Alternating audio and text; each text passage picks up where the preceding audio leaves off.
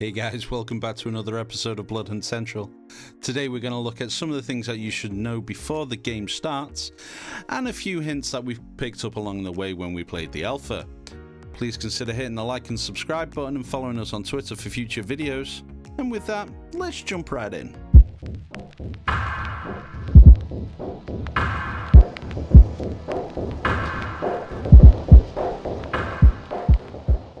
The game starts with you and your team selecting your spawn points. If you were in a team, as per the pre-alpha information, you each individually picked where you wanted to spawn, so you could spawn all over the map. It's not like you have one person that controls a spawn for your entire team.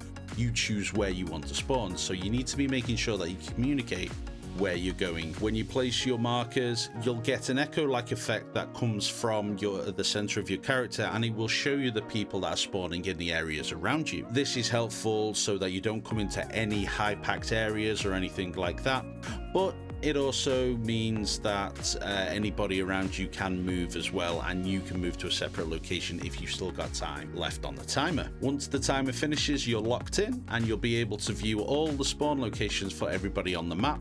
So be wary with those that are around you. You could have people close to you, or you could be in a bit of a remote area. When choosing a spawn location, there's a few things that you want to take into consideration. There's medical facilities and weapon shops that are marked on the minimap, and these places are guaranteed to find weapons if you're the first one in there, as well as finding blood bags and blood syringes if it's a medical facility. If you are the first to enter there, be warned there are alarms that basically go off alerting everybody around you to the fact that you've entered that building. So if people do know their surroundings, then they'll be potentially there to jump on you when you exit the building or when you're looting in there, depending on how fast you are. This is where abilities like the Vandal's Presence ability will allow you to see people that are in your immediate area, even if you can't see them yourself. The cross-like icons represent the entity. Here you'll find NPCs that will try and hunt you on sight, and they're a bit more armed and a bit more dangerous than your regular NPC. You'll also be able to find armor and weapons that can be used, and you can find them in vehicles or in the weapons crates that are dotted around the area. You'll also be able to find, or have the chance to find, the elusive minigun that people like to use, but you're going to have to attack the entity to be able to clear the area first. And the final thing to take into consideration is high tier loot areas. These change from map to map and have a higher chance for better weapons, and these can be noted by the high tier loot caption near the area name, and you can get a couple of them to spawn each round that you play. Once you've picked your location and you're ready to spawn, you'll jump into the game with the 44 other players, and the battle will begin. When you spawn into the game, you only have a pistol on you. It's not good and it's not bad, but it'll see you through until you can find something better. You've got 10 rounds in the mag with 26 pieces of spare ammunition. Looking around where you spawn, you'll find weapons and items in a variety of places. Weapons can be found in red vans, and you usually have a couple of weapons in there that range from melee weapons to a variety of firearms. You can also find them scattered around the ground or the rooftops of Prague. These come in an assortment of power levels that have followed us gamers through many different games. Greens are common weapons, blues are rare weapons, purples are epic weapons, and yellows, or gold if you're Farlander07 on Discord, are legendary. The variety of weapons will determine what additional stats you have on the weapons.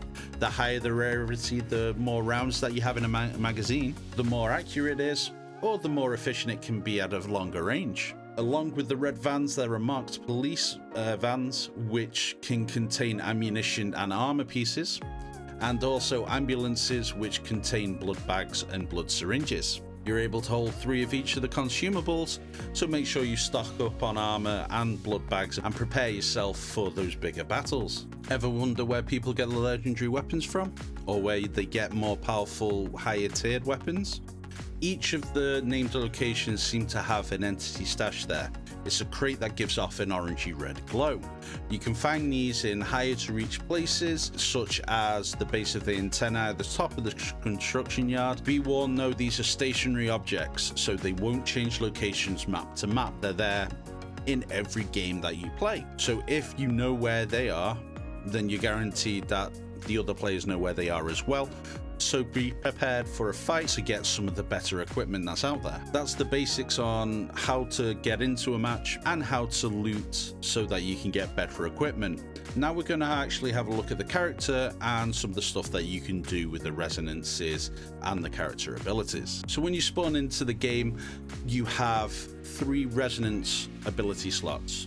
These allow you to feed upon the general public, have a specific resonance that affects either the cooldown of your ability, so either your clan ability or your archetype ability, increases your melee damage, or increases your HP regen. You can do this up to 3 times at the very beginning, and to be able to get more resonance slots, you need to fight other players and diabolarize them after you've downed them. Now you can do this 4 times, so you can unlock a total of 7 resonance spots. So this means that you can upgrade 2 of your resonances to the max and have 1 left over, or you can split them between the 4 of them. I would recommend working on 2 of them and getting them up to max, so you can either get your clan ability or archetype ability up to a reduced cooldown, or you can increase your melee damage. It depends what kind of character you like to play. For example, if I play as a Vandal, I'd like to take the cooldown of my Soaring Leap and also my melee damage increase, so that I can go around with some Scourge Blade or a Katana and make sure that I can get up close and personal with people. Another thing, thanks to the tip from Ray in Discord, is that you can also diabolarize the entity. Although it's a bit slower than what would be if you were doing it to a player, there's also the issue that the entity comes in squads of 3 or 4, so you've got to be able to attack them, down them, and then diabolarize the actual entity before they bleed out and die. Thank you, Ray, for that little tip. I didn't know that. This just shows that joining a Discord and such like that will also help you get tips on the game, as there is lots of people that have played the alpha and that are going to be playing it once the game is released. We've got a few little tips for you now. First one is verticality is key. This game is played both on the ground floor, the street level, and also the rooftops. And there are some even higher rooftops if you're on the church or the chapel or areas like that. There are a lot of times that you can outsmart players by using the verticality to try and get the drop on them, or to be able to get away from somebody who's chasing you, taking into account using your clan abilities to be able to jump larger distances, may be able to help you get away from people that are chasing you, or able to start an initiation on a fight and to third party somebody. Speaking of third parties, if you can third party somebody, go for it.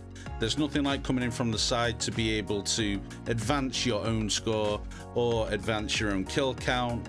If you can take somebody by surprise and kill them before they can even turn around and get a shot off you. You can take up to 3 items of each consumable, so that's 3 armor plates, 3 blood bags, and 3 blood syringes. You can access these by either pressing your tab or your inventory key and selecting which ones you want to use, or you can hold down your consumable key and then use your mouse to select which one you want to use there. So this is really quick and easy if you need to quickly add an armor pack on while you've got the blood bag selected. Pressing X will use your sense ability. This sends out a pulse that will highlight the different items around you.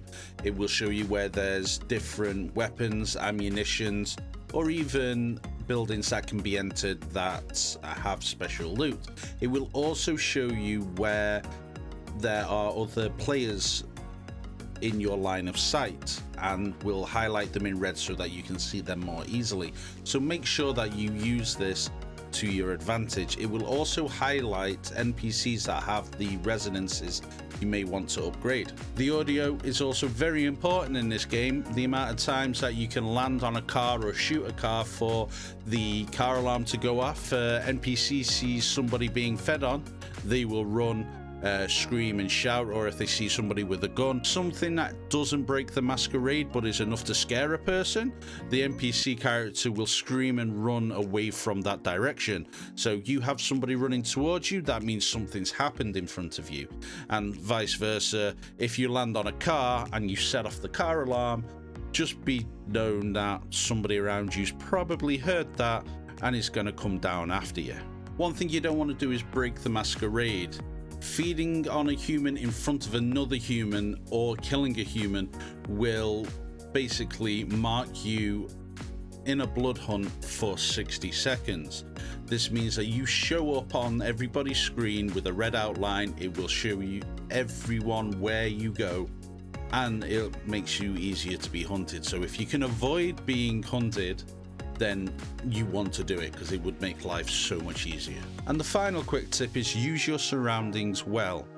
If you can dip in between cars in a firefight and crouch down while reloading, blood bagging, or adding an armor plate on, your enemy will be shooting and hitting the car instead of you. So it's good to use that wall in between you to be able to position yourself, and then if needs be, just hop on top of the car and shoot down at them while they're still trying to shoot you through the car. Thank you very much for watching. As always, please be aware, just announced today while I was recording this, there's going to be a 90-minute live stream on the Shark Mob Twitch on the 2nd of September at 8 p.m. CST, so that's Central European time. The devs and community manager there answering questions, and there'll also be a live Q&A session at the end of it.